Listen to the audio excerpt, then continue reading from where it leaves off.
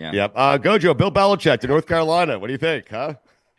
I just still can't believe this is real. Like, I saw the official graphic from North Carolina, but like plucking Bill Belichick off the Pat McAfee show, Michael Lombardi, who's, done stuff at DraftKings and the Right. GM Shuffle and at VSiN going to be his GM. It feels surreal in a way. And I'm still trying to figure out, Stugotz, what the motivation is for Bill Belichick behind this. In an offseason where we thought he'd take another stab at some of these NFL jobs, where we thought the Don Shula record was the sole thing preoccupying him. I know Seth Wickersham's got a piece out and it kind of says, hey, that's something, but it's not the only thing. And maybe he felt slighted by the process. But that's the one thing I can't figure out is Bill Belichick doing this with eyes on going back to the NFL eventually? Or is he just going to kick up his feet and try something completely new at this point in his career and see how it fits? It's super interesting because if you're going to go back to the NFL, Mike, I have to think that no NFL teams were interested in Bill Belichick. Like he made it clear that he was interested in Carolina. What was that? There's only 3 jobs open right now. More are going to open up more than likely. No, I know, but I'm thinking like Belichick put some. The news was out there that he was interested in Carolina. Carolina was interested in him. It sat there for a few days. And I think Bill was probably going through the process. Who's going to call me? Who is going to call me and makes some sort of assurances that, hey, I know we have a coach now, but at the end of the year, you're going to be our guy or we're interested, whatever. I don't think he got anything in the way of that. And so I think he was forced to go to college. And if you're asking me his motivation, I think his motivation is to make sure his family is secure after he's done coaching and his name doesn't mean as much as it does right now. Is that fair? I guess it could be, especially with the Steve Belichick stuff baked into that, where, whether or not you believe the coach in waiting rumors, as it seems like he's going to go there and be the defensive coordinator. And I mean, listen, five years and $50 million is nothing to shake a stick at. Now, Bill Belichick's got more money than God, so I don't think that's really a motivator in all this. But the other part of this, too, is just these guys are sickos. Like, you guys know this. We've all been around and worked with guys that take the year off coaching and come do this. Not all of them are Nick Saban, where, hey, you do it after you totally exhausted your competitive desires in a field that you've dominated here. Bill Belichick got fired. He got shown the door before he wanted to get out. And so if there is some competitive fire left in there and you've got an outlet for it, then I can understand it, because as much as the rest of us would say, man, if I had all that money, I would go just fuck off somewhere and you wouldn't hear from me anymore. These guys crave this in a way that they just can't quit no matter how old they are. How much of this is that he asked for the moon and stars from UNC thinking, there's no way they're going to give me everything I want. I'll give them a 400-page document that says everything I want, how I want the university to run, including making my son the coach in waiting, who probably doesn't belong getting that kind of job. But they did it. They're like, yes, we'll do all of that. And he's just like, oh, okay, well, if you're going to do everything. It reminds me of when Phil Jackson went to the Knicks because they just kept badgering him with money.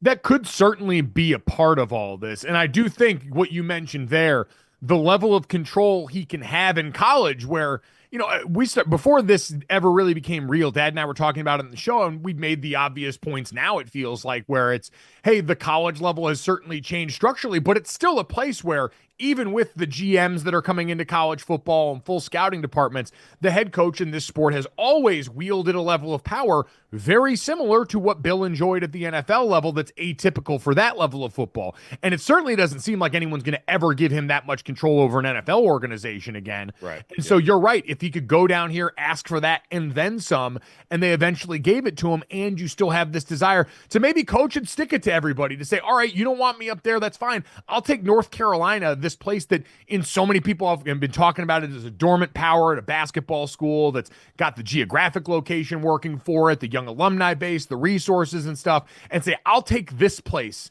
and I'll do with it what no one's been able to do in the 21st century with that school, despite everyone else. I wouldn't rule that out for a guy that competitive. Do we have to accept, because, I mean, clearly there were no other offers, that Bill Belichick may have coached his last game in the NFL? I think we're probably there, right? Because he's only getting older, Mike. He's going to spend a couple of years at Carolina. If they're not going to hire him now, they're not going to hire him then. I do feel the age in that thing, because my initial gut reaction was no, we probably haven't, because this still seems like a guy that record does mean enough to get talked about the way it does, and only being 14 shy of tying, 15 shy of beating. But you're right. I mean, he's walking into college football already as the oldest coach there, was in the NFL. All of his peers have been forced out or retired. Nick Saban, Pete Carroll, Mac Brown at North Carolina. And so yeah, I just don't see how, if he really is here legitimately and not just going to dine and dash after 1 year, which if he's got the tie-in with his son, I don't know how that would work. All these different things that maybe say he'd be here for at least a few years. Then yeah, I do think it's increasingly hard to imagine an NFL team hiring Bill Belichick in his mid-70s to come there and try and lead your franchise. Do you think he has an out clause, like he can leave whenever the hell he wants? Like if someone offers him an NFL job in a month, he can get out of there. I'm sure he could get it figured out just no, to fine. Mikey You know, A's based point, on I what think Mikey he probably A brought asked up. for all that stuff and got it. It's in the Bible. Yeah. I mean, listen, if it's just a month, Gojo, we can agree.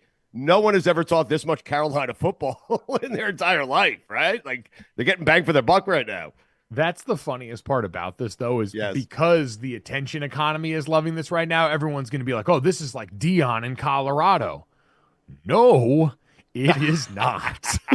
Like, it is certainly like, it's a spectacle in the same way, but you're not going to get Bill Belichick hosting his own talk show on Tuesdays and inside the North Carolina Tar Heels, like looking the way they had on Amazon Prime. And just in general, Dion is a showman by nature. That is who he is at his core. Bill Belichick, I mean, maybe we get the version of Bill that lets his hair down now. He's got the young girlfriend. He's away from the NFL and all these parts tied to his legacy. So maybe he does just relax a little bit. But more than likely, he's going to be the same guy he's always been, which is not going to grab people by the horns the same way Dion did, or piss people off, quite frankly, as much as Dion did on the front end of his time there. Billy, can you imagine a 17-year-old kid wanting to play for Belichick? Like, is that something? I guess if he's the guy that can get you to the NFL, right? He's the guy that can get you to the NFL. Gojo, kids aren't going to care as long as he's the guy that can get me to the professional level, to my dreams. It does seem weird, right? And when is the last Patriots? I mean, it's pre-COVID, right? Their last Super Bowl. When was their last year that they won the Super Bowl? Because now a 17-year-old might have been what? 11, 12. That's what I'm wondering. When Yeah. Bill Belichick was dominating and was Bill Belichick, and even then was like on the back end of it, right? So Right. they'll know who Bill Belichick is, obviously, right? But I don't know that Bill. He has the cachet, right? I It was can't 2019, Billy, for what it's worth. I cannot imagine Bill Belichick strolling into someone's house to recruit them. Like that is another part of it, right? Like you assume he's going to put in all the work to get everything done, right? He's bringing on all these people. He's going to have his army of consultants and assistant coaches and all that. But like, I don't see Bill Belichick just driving around making house visits for some of these recruits and sitting on your couch and being like, we'd love to have your son come play for us. Like it just, I don't see it. I don't know why. Also, though, like we used to think that about Nick Saban, then would see videos of him doing the Cupid shuffle, right? And like he seems like he liked to have a good time and he knew how to get the recruits. So we'll see. Maybe this is a new Bill. We also never thought we were going to see Bill leaving someone's house on a Ring camera, right? So That's like, true. Yep. Bill gets down. I think there's a lot we don't know about Belichick. Yeah. I'm kind of with you. When you go on a recruiting trip, bring your girlfriend and your Super Bowl rings. That's it. There you go. That's it. Walk in like that. All 8 of them. I did wonder, twofold to Billy's point, how much Bill's son and his experience at Washington, because Bill was up at Washington a bunch, like he was around there. They talked about it. Jed Fish, I think, has Belichick ties somewhere in his past, the head coach now at Washington. But then also what Nick Saban's told him, like Bill and Nick work together. They obviously have kind of been in lockstep their whole careers. And Nick Saban left for all the reasons that we're curious why Bill Belichick would go to college for. I can't believe there wasn't another offer for Bill Belichick, or maybe there was, and Belichick he just wanted to go to North Carolina. I mean, I think the one it's big difference. Strange. I think the one big difference, though, Gojo, is that like so Bill's NFL coaching experience is closer to what college is now than Nick Saban's college coaching experience is to what coaching is now, right? Yes. So like he's more. I would almost say like more somewhat more prepared and maybe more equipped for this new NIL environment than old school college coaches were. Yeah, I would agree in general. And I think your point, the relative standard of this, because that's the thing I've talked about with like Kenny Dillingham and Dan Lanning and a bunch of these young coaches who got their first head coaching jobs during all this change. Marcus Freeman at Notre Dame, they don't know a world as head coaches without the current things that they're balancing in this job as the standard.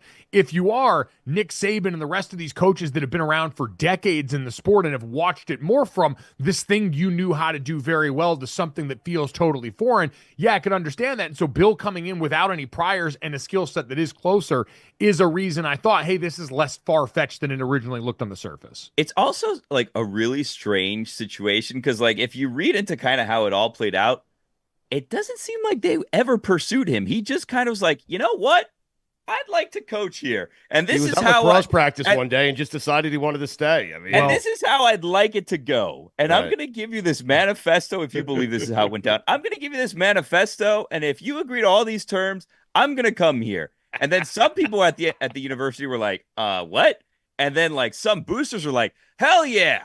And then there seems to have been some disarray even within the university as to whether or not he was going to coach there, who's making this decision. So like Bill seems to be coming in, and it's not like he has to conform to some standard because he just created his own, and he just found the people that were going to pay the bills and make it happen, and they made it happen. So like, how are you even going to control this man at this point?